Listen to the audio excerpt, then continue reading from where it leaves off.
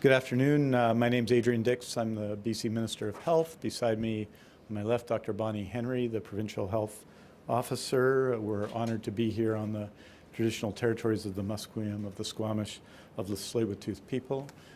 Just to give you an update on the next day, we will be providing a briefing to media and the public tomorrow at noon, Saturday at noon, and then we will at that time bring you up to date on the times of next week's briefings.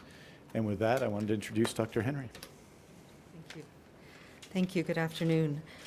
So I want to start off by telling you of the new cases that we have for today.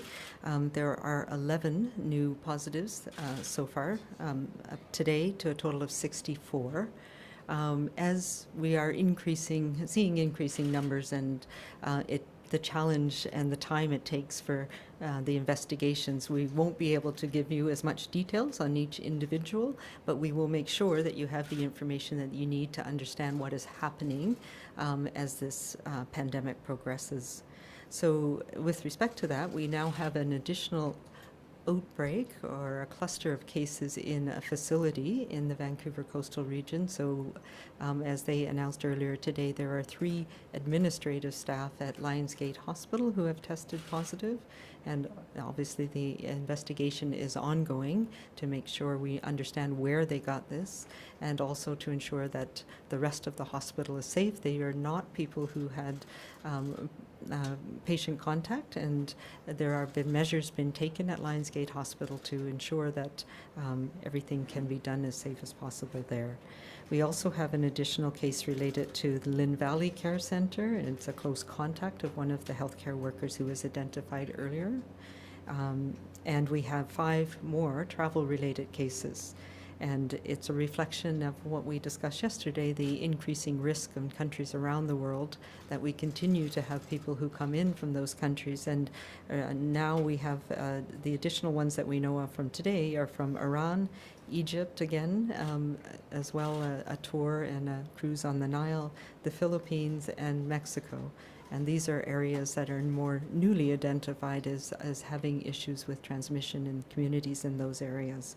2 cases are still under investigation, and I don't have details on them yet.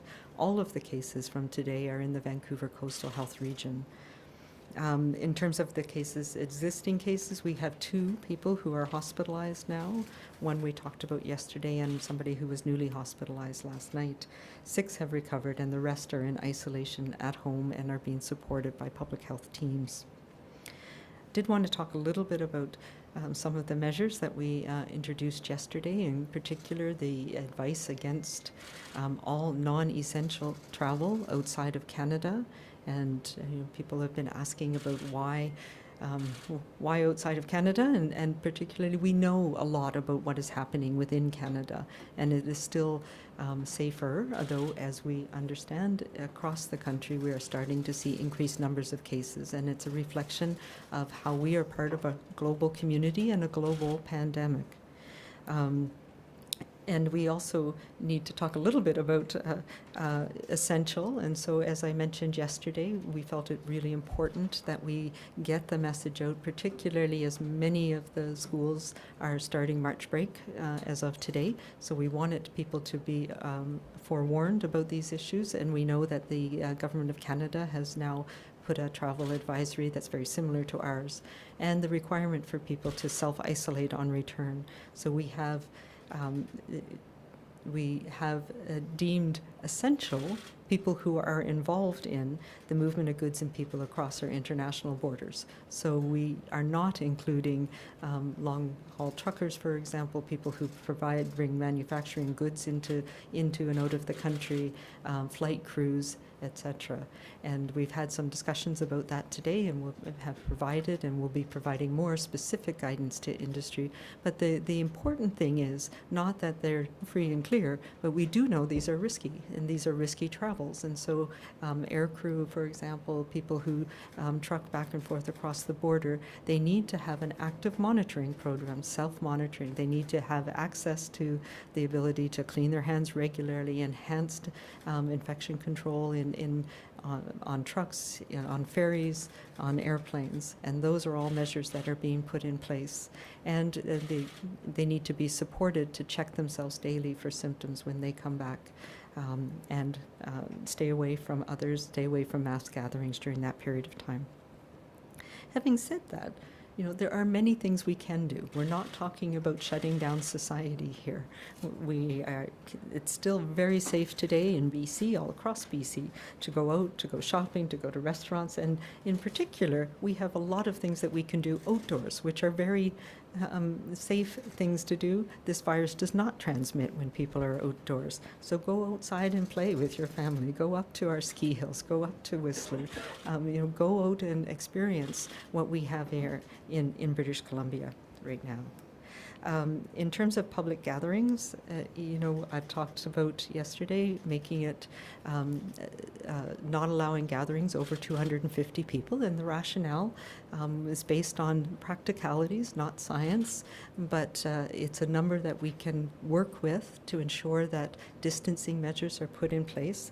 I am saying that today I'm going to make a Provincial Health Officer order to make that mandatory, and I understand from the investigation that we've done into this that allows people to trigger insurance and other things for events that have to be cancelled because of this direction.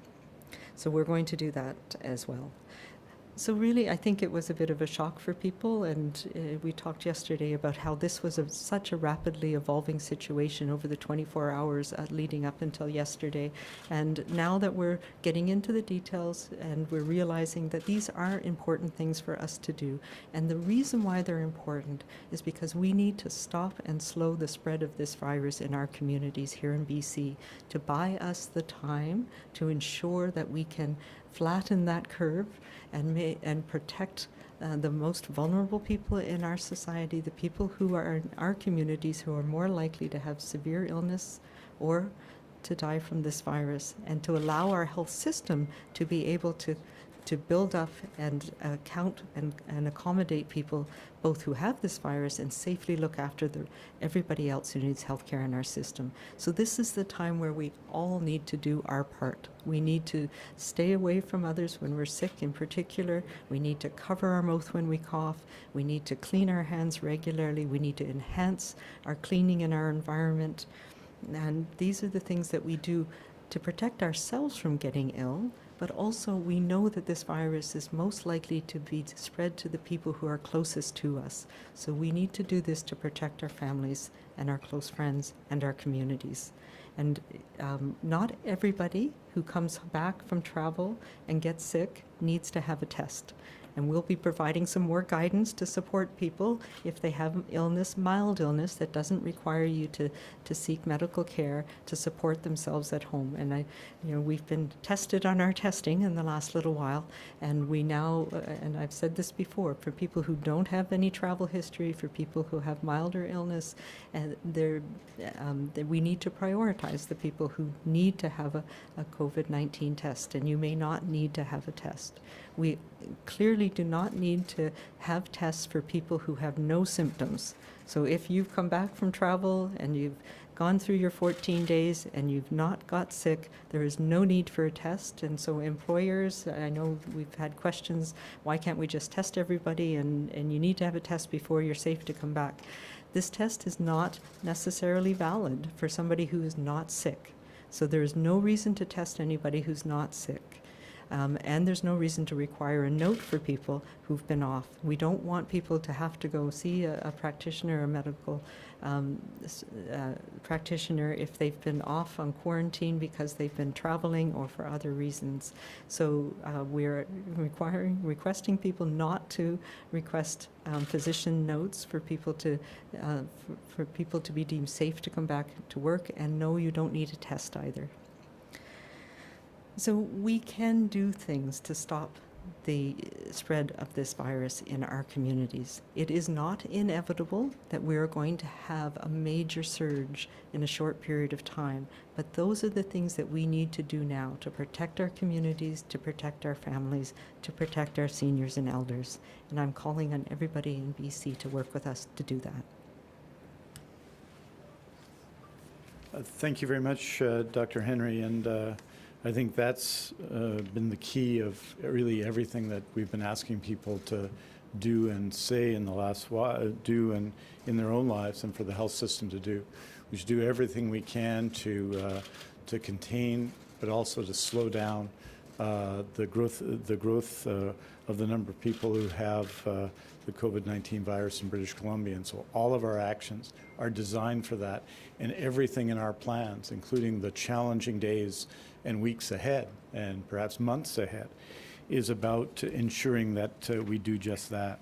As Dr. Henry has said, that's 11 more cases today. That's 64 cases in total, all 11 in Vancouver Coastal Health today. So for those of you who are looking at the distribution of that, that's 39 in Vancouver Coastal Health, 23 in Fraser Health, 1 in Island Health, and 1 in Interior Health. 6 of those people have now recovered with 2 consecutive negative tests. And of course, tragically, 1 person has passed away in North Vancouver. I wanted to pay tribute again, and I know Dr. Henry will join me in this, to all the people at the BC CDC and all the people in primary care across the province. The BC CDC posted this morning the number of individuals tested this week. Previously, we'd done individuals and number of tests. There are approximately 8,000 tests, but we're focused on the individual numbers. As you know, as of last week, that number was 2,008. This week, it's 6,326. That's 4,318 tests in a week, which is an extraordinary achievement by everybody involved in the system. And we are focusing on those tests, and I want to re-emphasize what Dr. Henry has said, because as we develop other models for tests to be, and for samples to be taken from people, from swabs to be taken from people, that the people who need to are the people who have been referred to have a test done based on their health information. It's not for everybody, and it would not be useful for people who are not symptomatic to have tests at all. I want to note that some people out there are still promoting tests that may or may not have any validity for a cost. There's no cost to test in British Columbia, nor will there be ever. For COVID-19. I wanted to note that we are starting to build out that network of testing facilities, and we'll have more to say about that over the weekend. I think what's important in that is to note that that is somewhere people will go for referrals so that they can address things more safely. It's not a place for people to go without referral or without recommendation. I want you to know that as part of that, or part of our work with the doctors of BC to improve that, we're working, in fact, meeting as we speak. The Deputy Minister of Health and others are meeting with the General Practice Services Committee on this, working together to see how we can improve things, how we can improve referrals, and how we can allow doctors to make referrals and make assessments more simply, both sometimes in person, but safely, and sometimes at a distance.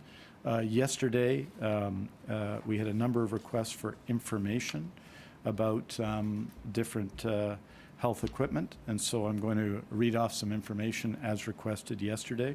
Number of acute care beds by health authority, 1,447 in Interior, 2,577 in Fraser Health, 1,928 in Vancouver Coastal Health, 1,770 in Island Health, 571 in Northern Health, 309 at the Provincial Health Services Authority, that's Children's and Women's.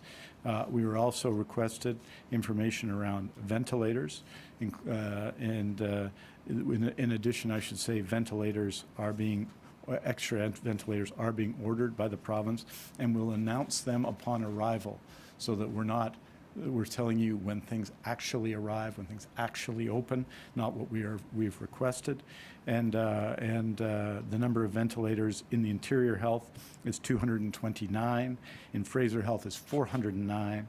In Vancouver Coastal Health is 216. In Island Health is 155. In Northern Health is 116. And in the PHSA, that's the Provincial Health Services Authority, there's 147 for a total of 1,272. I'll give you a further breakdown on that. Critical care surgical ventilators used in hospital are 956. There are transport ventilators, 164. home ventilators used to manage chronic patients in their homes, 120, and there's a 4 specialized machine, the ECMO, and there are 32 of these machines which pump and oxygenate a person's blood outside of their body. I just wanted to say, so that's the information we requested yesterday, and as I said, we're happy to respond to requests for information as was made by a number of reporters yesterday. I wanted to say a couple more things just about 811, that we have done in the last 3 days more than 10,000 calls, completed calls on 811. We understand that there is significant pressure and lots of people have trouble getting through. But I think the main message we're saying today and every day is that if you're sick, stay home and help yourself get well and be patient with these services. 811 has done an unbelievable job in the last week, essentially tripling the number of people that it talks to every single day. That's an incredible addition in service, and we're going to continue to work to see that that happens in addition to bringing in more nurses and so on, and we're going to provide more information about additional numbers. People will be able to come to relieve some of the pressure on 811 in the coming days.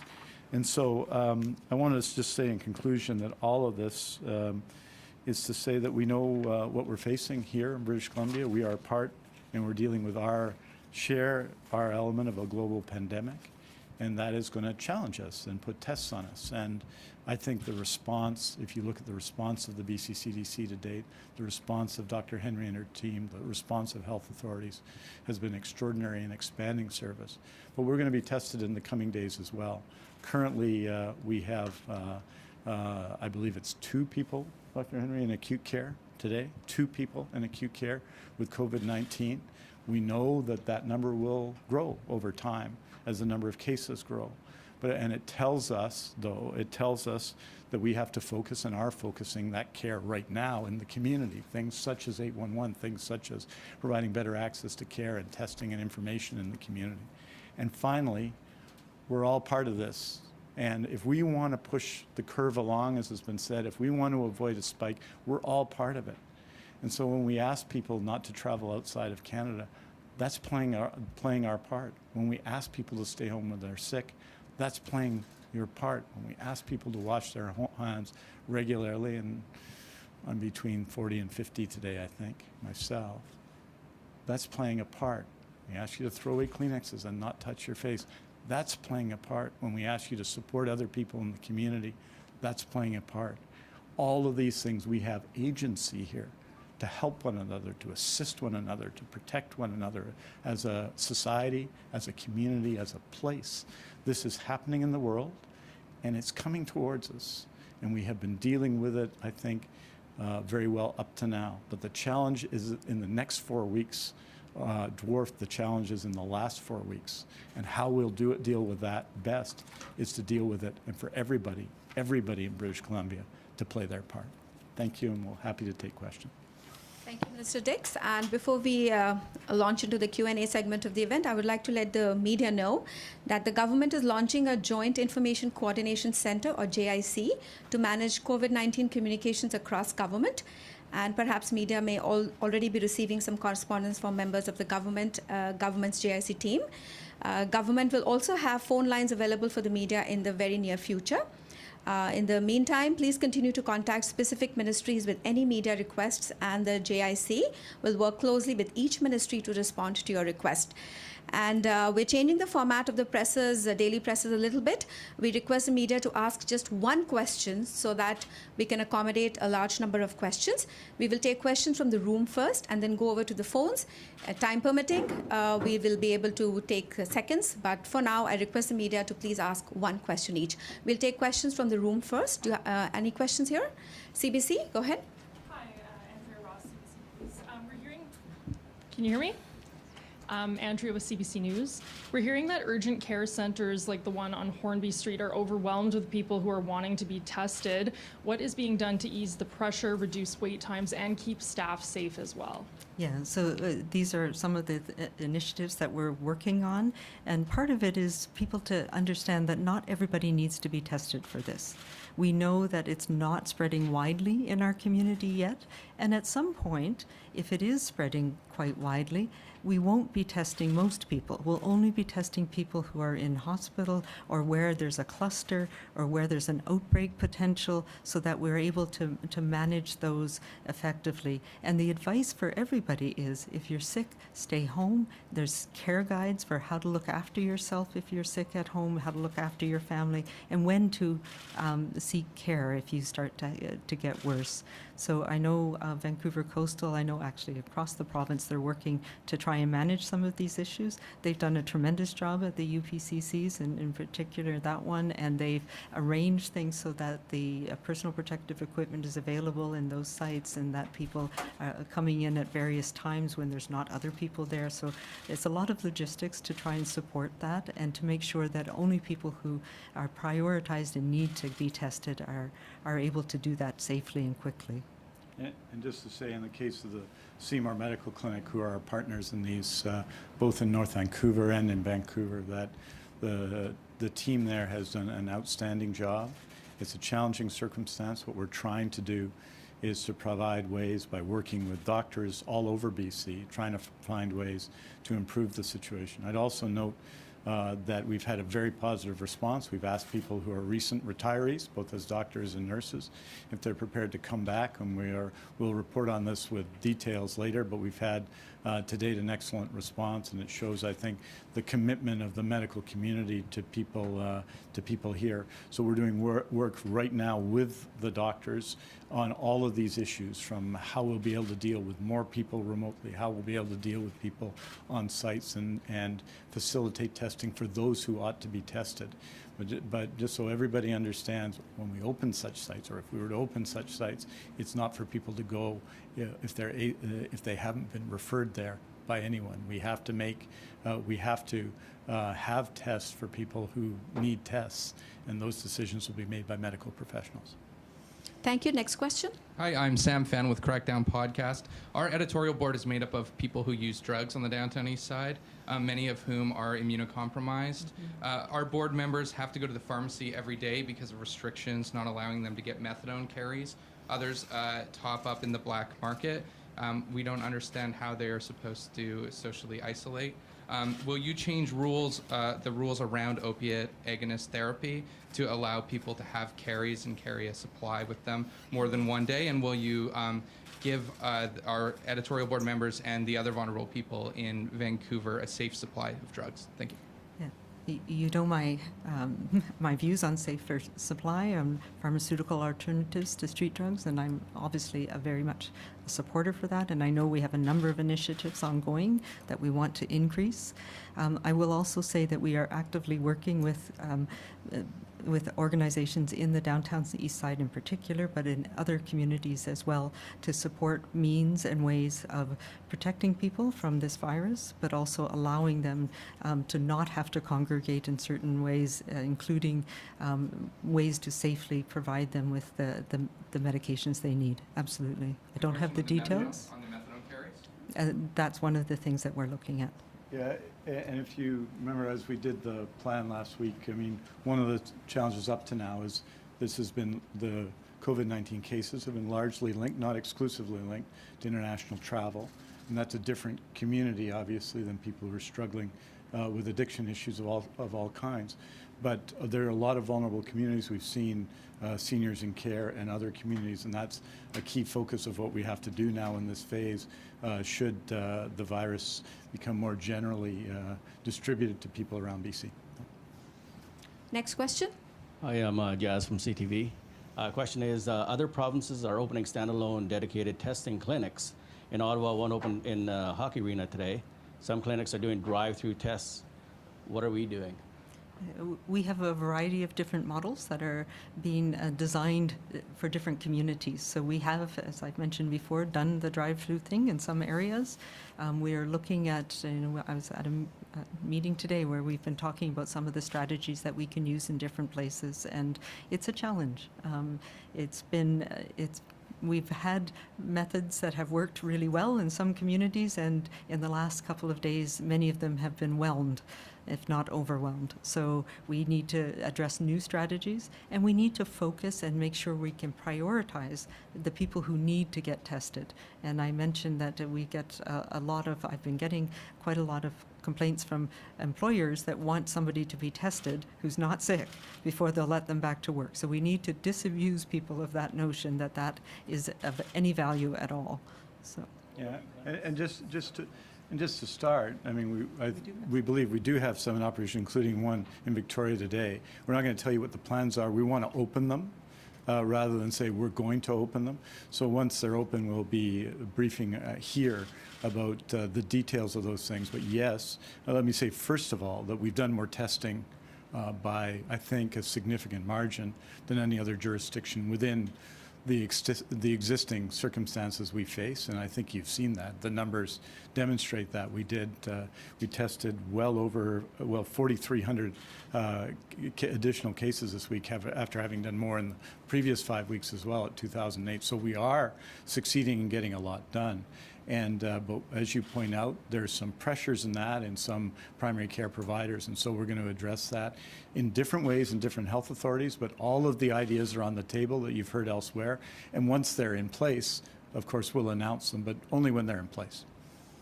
Thank you. Next question, Radio Canada. Mugali Samba, Radio-Canada. I'll be asking in English and maybe a French statement afterwards. There are a lot of British Columbians who are abroad right now. What is the recommendation for them? Should they return? And if so, how should they plan their travel? Yeah, so we are asking everybody who's abroad or who's going abroad outside of Canada to self-isolate for 14 days on their return.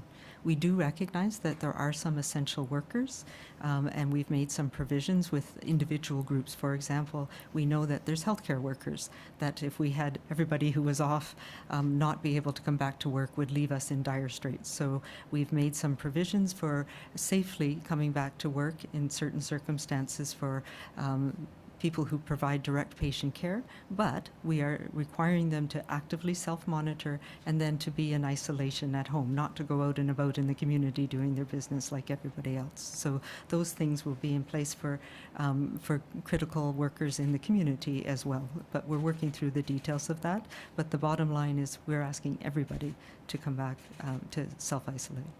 Thank you. Next question. Et puis seulement en français parce qu'on veut quelques remarques en français en général, c'est que nous avons 11 cas de plus aujourd'hui, c'est-à-dire vendredi, ça fait 64 cas un peu partout en Colombie-Britannique. La grande majorité maintenant sont dans la région de Vancouver, la région de santé de Vancouver Coastal Health. On a fait et nous avons des nouvelles chiffres pour les tests en Colombie-Britannique. On a fait pour les individus, on a 6326 tests qui ont été faits. La semaine dernière, cela a été 2008 tests, c'est-à-dire que c'est une augmentation de 4318, ce qui est quand même extraordinaire, et je félicite et j'admire beaucoup le travail de tout le monde de BCDC qui a fait ce travail extraordinaire. Donc, on a eu beaucoup de succès là-dessus, mais il faut en faire plus. Je le reconnais, nous le reconnaissons et nous sommes en train de travailler là-dessus.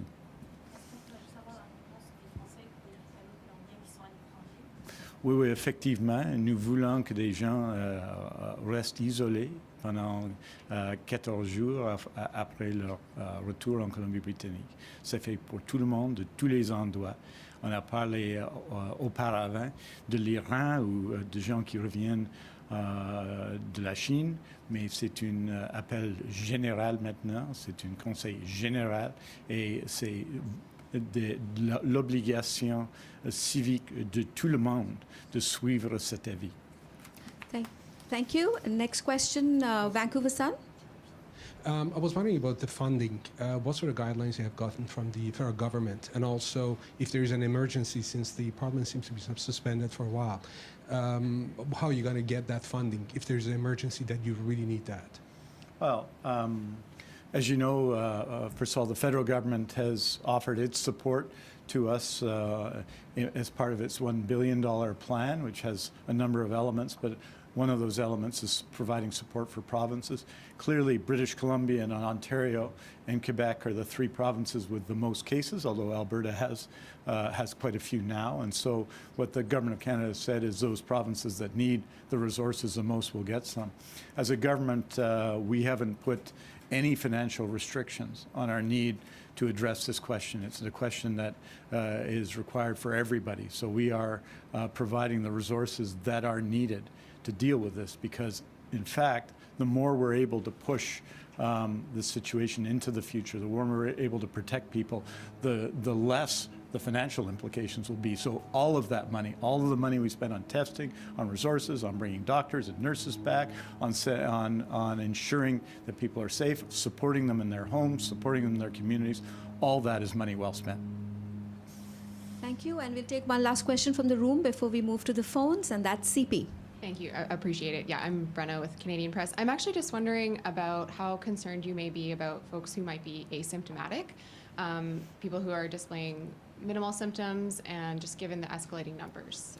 Yeah, so we still have a relatively small number, and if we look at, which I have, and the people that I work with are watching very carefully, particularly those countries that have a lot of cases, so China, Korea, Italy now. And it really shows that asymptomatic spread is tiny. It's not what is driving this outbreak around the world.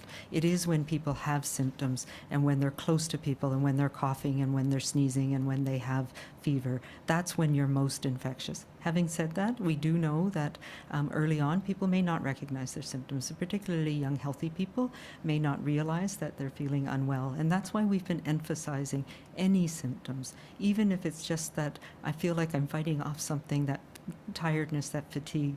That means that you need to get away from others, self-isolate, let your body heal, see what happens. And so it's really, really important that we start that early. Thank you. We'll go over to the phones now. And another request, please, one question each. We have a lot of media lined up on the phones. And the first question is from Richard Zussman, Global News. Please go ahead. Dr. Henry, what is your advice to snowbirds who are currently out of the country, out of British Columbia? Should they return back home to British Columbia earlier than planned? Yeah, that's a very good question. And, we've been saying all along that this is evolving very quickly, and people need to judge their own risk about being caught up in quarantines. And now it's a quarantine here. So people need to understand the risk in the place that they are. And many snowbirds in parts of the U.S. may be in places that are not having a lot of this. So if they do come back, if people do come back home, then across the country now, they'll be asked to self-isolate when they get home, and we'll need to monitor them carefully, because we know the risk in the United States is also very variable and is moving. Thank you. Next question, Shannon Patterson, CTV. Hi, Dr. Henry and Minister Dix. So if 811 decides a test is needed, if somebody calls, they meet the criteria, where are people being sent for that test? Is it urgent care centers, or is it still hospitals? And if we do open standalone clinics like they are in Ontario, that one in Ottawa today, are you concerned about a lack of supplies? Because we're hearing from doctors that masks are running so low, they don't have the right supplies. So you'd think a standalone clinic, they would need a lot of supplies. Yeah, so a couple of things. One, we have always been directing people to community to get their testing, not to hospitals. And we've actually very successfully done most of the tests in various places in the community. So 811 does refer people to clinics, to the urgent primary care centers. It depends on where it is in the province. So each of the health authorities has identified the areas and the people and the practices that will provide these testing. Where the challenge has been is providing supplies to across the board, and that's why we're becoming more focused now. And there's some assessment centers, there's some the urgent primary care centers. Some of them are in standalone places in public health centers, for example, and sometimes we actually send people to in their cars to parking lots, and a nurse will go out and test them. So that allows us to make sure that we have, that the places that are doing the testing have the appropriate supplies. And we have not had a shortage in the key areas. There has been a challenge in providing all primary care providers with the PPE that is necessary and that they need in their offices, and that's been a supply challenge around the world. So that's why we're focusing on specific areas that people can be referred to. And those are exactly the issues that we've been working on with doctors in various forms this week to make sure that A, and because this is very important, that they're safe and protected, and B, that we can provide the maximum service. But I would say that the numbers tell a story of a system that's produced a lot of tests, and that reflects the extraordinary work at now 5 sites in terms of processing the tests around British Columbia, especially led by the BC CDC, and then by the work of primary care providers around the province. Has really been exceptional when you consider all of the issues involved and the amount of testing that's taken place in this province. But we know that we have to support people even more, and that's why there are going to be even more options for that in the coming week. Especially as testing increases. I just did want to say there was some concerns about the swab being in short supply across the country, and we've been working on that, and we believe we have a solution for that. It's not been an issue here, and it's not been an issue yet. We're getting close, but we think we have a solution for that, so that's good news, and hopefully will be used across the country. Thank you. Angela Jung. Now that everyone who's coming back to Canada is being asked to self-isolate, what are some of the best practices, especially for people who live in apartment buildings? Should they avoid shared laundry suites? So what exactly does self-isolation look like? Yeah, so self-isolation means staying in, monitoring yourself for symptoms. You can go out in areas where there's not other people around, avoiding mass gatherings, avoiding going out to communal areas with people. And yes, if you need to do your laundry, that's fine, as long as you're not having any symptoms. So it's being very careful about how you interact with others. Try and go at a time when nobody else is there. If other people are there, go back and come another time. There's guidance that we have about how to do this effectively on the BC CDC website, and we have some details about what to do. But the big thing is to limit your interaction with others during that period of risk. And there's many things that we now have that allow us to get medications online, to get people to drop off food, and communities have been coming together to support people in that. And that's what we need to do now, all of us, because it protects all of us. And we don't have a treatment for this. We don't have a vaccine for this virus. So the best that we can do is keeping people away from others during that incubation period. And that's why the 14 days period is so important. We want people to stay away from others, so as soon as they develop symptoms, they're not passing it on to anybody else. And we can break those, I say it again, we can break those chains of transmission so that they're not passing it on to somebody else. And that's the best that we can do right now, and that we all need to do it collectively. And it's the way that we keep each other safe. Thank you. Next question, Mike Hager, Globe and Mail. Go ahead, please. Hi there. Wanted to know, has Vancouver Coastal Health done anything to reinforce staffing of care aides at Lynn Valley Care Center since an outbreak there? And has the precarious nature of the jobs in many nursing homes exacerbated the risks because staff often work across several facilities, sometimes in the same day? Yes, and that is something that we're very aware of and has been a large part of the outbreak investigation and the concerns that we have. And we know that the 2 care home outbreaks that we have in Hollyburn and in the Lynn Valley Care Center, that staff were working in both of those areas. And we know that the contracting out of services means that people can work in multiple different ones.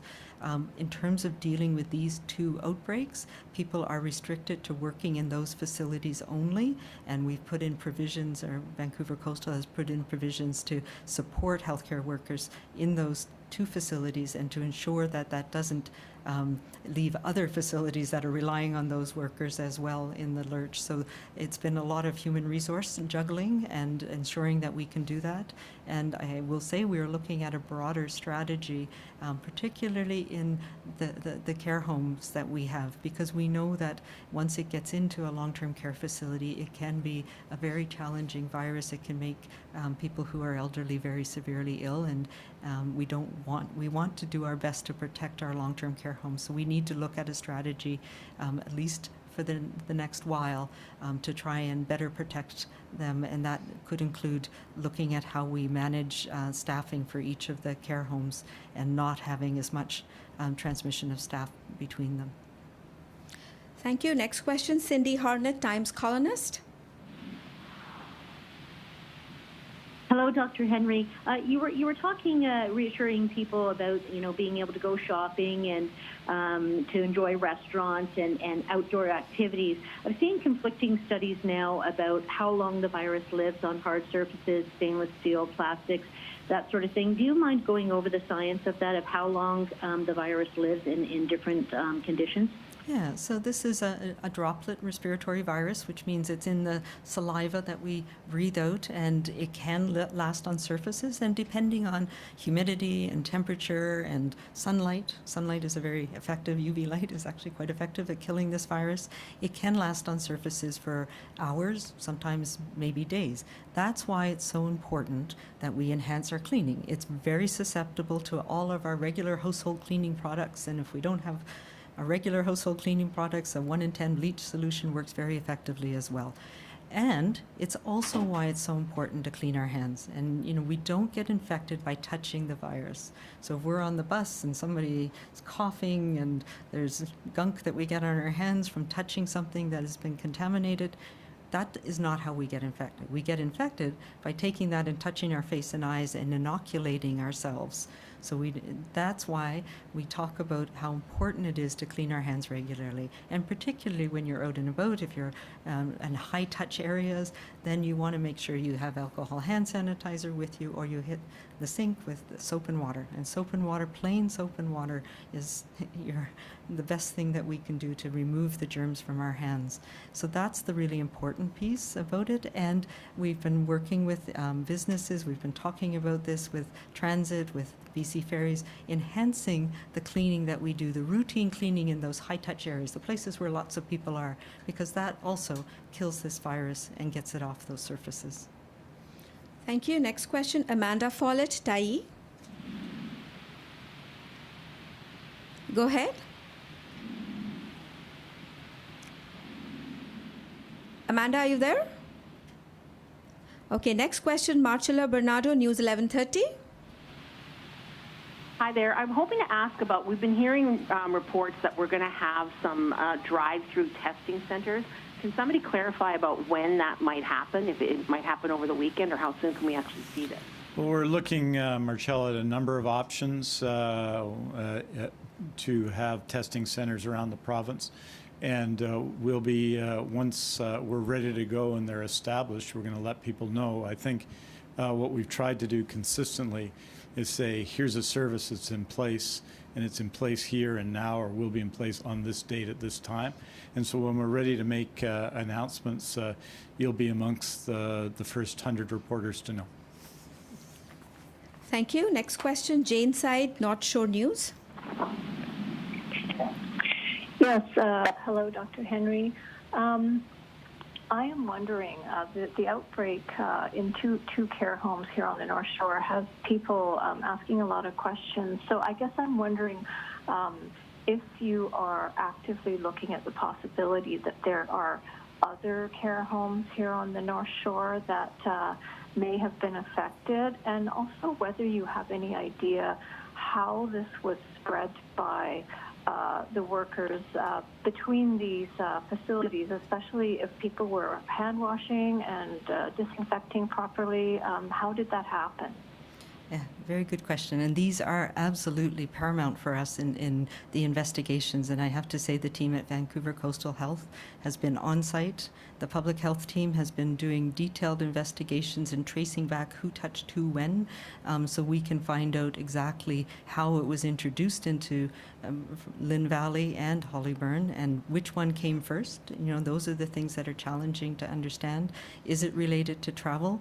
And I don't have we don't have the definitive answer yet, but it's becoming clearer, and it's becoming clearer how people may have transmitted to each other. So we know that this is transmitted through close contact, and we know that workers have close contact with each other. They also have close contact with the residents.